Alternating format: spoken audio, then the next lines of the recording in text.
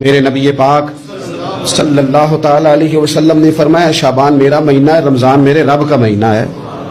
اتنی برکتوں والا مہینہ، اتنی شانوں والا مہینہ ماہ رمضان، آپ نے کچھ باتوں کا بڑا ہی خیال رکھنا۔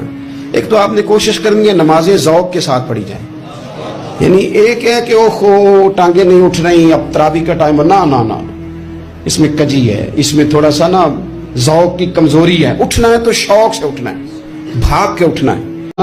ذوق کی کمزوری ہے، اٹھنا ہے تو شوق سے اٹھنا ہے، بھاگ کے اٹھنا ہے۔ آپ نے مسجد کے ساتھ دلچسپی پیدا کرنی ہے، کوشش کرنی ہے مسجد کی صفائی بھی رمضان میں ہمارے ہی سے ہی آئے۔ اپنے علاقوں کی مساجد کی صفائی، نماز شوق سے پڑھنی ہے، شوق سے۔